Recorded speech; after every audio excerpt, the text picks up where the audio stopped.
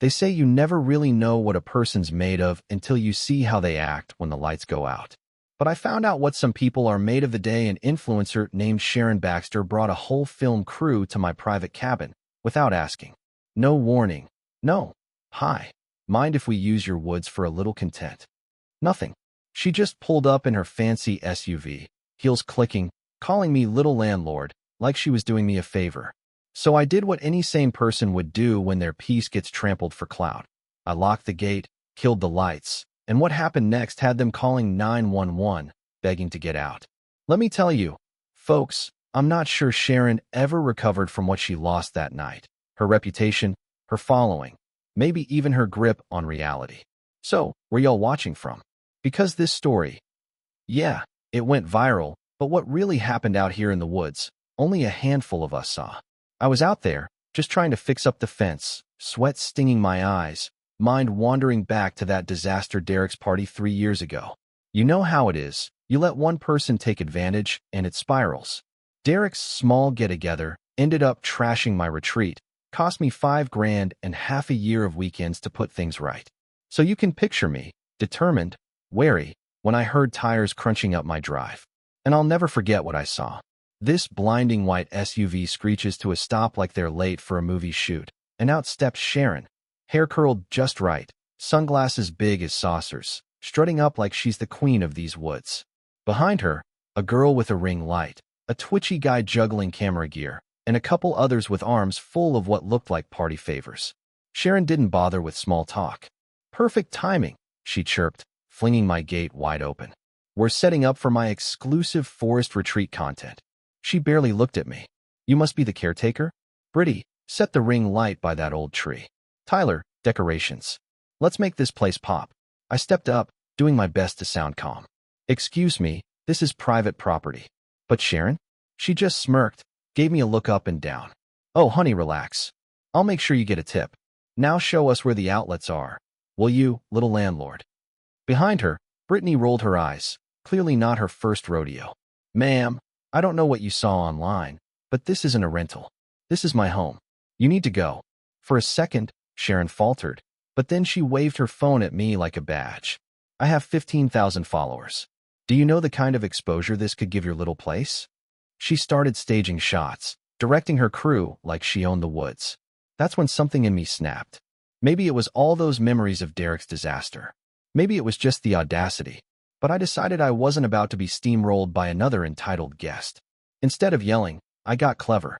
I slipped to my truck, locked the gate behind their SUV, then cut all power at the main breaker. Just like that, dusk fell heavy over the forest, and everything went silent, except for confused shouts. The next act played out like a B-grade horror flick. Sharon shrieked. Where did that weird maintenance guy go? While tripping over roots in her heels. Tyler started panicking.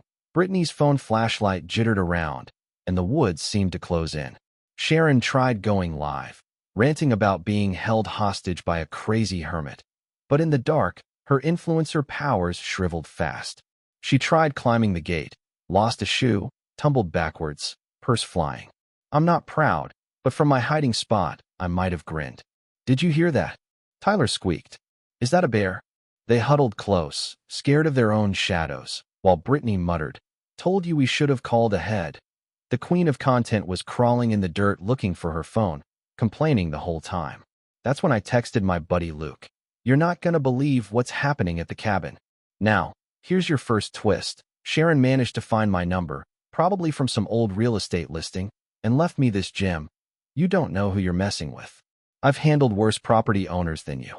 The next morning, my phone lit up with angry voicemails, half a dozen missed calls, and screenshots from Sharon's dramatic story posts. She'd spun herself as the abandoned heroine, but the comments? Split right down the middle. Half called her out for trespassing. The other half blamed the evil landlord. That's when Grace, my neighbor from down the road, called laughing.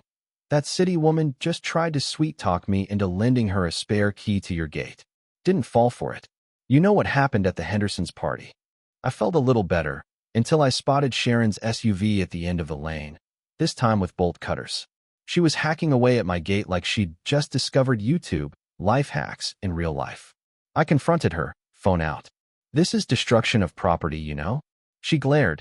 Sue me. My ring light costs more than this whole place. Brittany looked ready to bolt, muttering, maybe we should just go. But Sharon wouldn't back down. I'll post this for sale.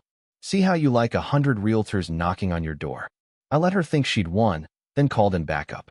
Luke showed up with a solar-powered security camera system. High def, motion activated, straight to my phone. Remember that lemon of a house she sold me? Time someone taught her a lesson. As we installed the cameras, Sharon returned, this time with beer, more people, and, get this, industrial fireworks. You know what? I told Luke. Let her dig her own grave.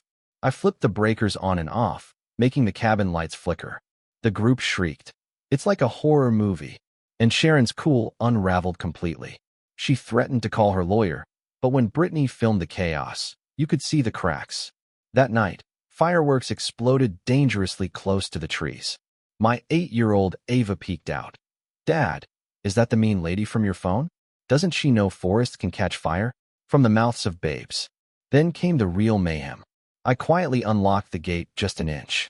The group noticed, rushed forward, got stuck. 5 adults crammed together, shrieking. That's when red and blue lights flashed. Police and firefighters pulled up, not amused. Someone want to explain why you're lighting fireworks during a burn ban? Sharon tried to spin it, but the officers just stared. Is this your property, sir? Yes, officer, and I have everything on camera. Sharon went pale. Brittany whispered to me. I got it all, even Sharon admitting she knew it was private. The officers issued fines for trespassing, vandalism, illegal fireworks, over $2,000 total. But Sharon wasn't done.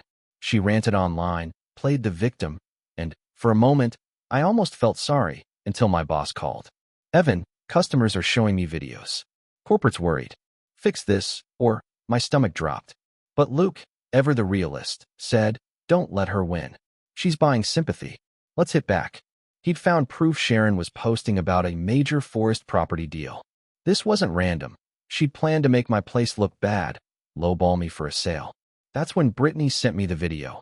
Sharon, on camera, admitting she forged contracts, boasting about moving mountains for the right deal. I posted it to the local forum. The response? Instant. Neighbors, even folks from the hardware store, rallied. A blogger picked up the story, dug into Sharon's past, scams in 3 states, fake sales, drama everywhere. My boss called back, apologizing. Corporate wants to feature you. You stood your ground. Now for the final showdown. Sharon, desperate, tried one last stunt. Broke my window with a rock, not realizing the camera caught it all. My buddy and I set up a hidden speaker, blasted wolf howls at midnight. Sharon screamed, tripped over her own bag, dropped a pile of papers.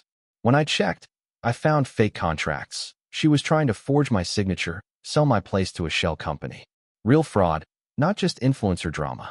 I turned everything over to the real estate company and the cops. Sharon went live, drunk and ranting, but her audience was gone. The district attorney's office sent her certified mail, on camera. Fraud charges. Conspiracy. The news ran the story. Her license was suspended, her agency dropped her, and even her own crew turned witness. Brittany showed up, apologizing in person, promising to testify. And in the end, what started as an attempt to steal my peace became something bigger. I threw a property rights barbecue for the neighbors, played the security footage on a giant screen. People cheered. My daughter wrote the new guest rules. No fake filters. No bolt cutters. Wolves for trespassers. And for once, laughter filled the air instead of fear. So let me ask you, what would you have done in my shoes? Did I go too far, or was standing up to a bully the only way to keep my home? Drop your thoughts below. Hit that like if you believe in standing your ground. And let's hear your own wild neighbor stories. Because out here in the woods, you never know who's watching or what they'll do when the lights go out.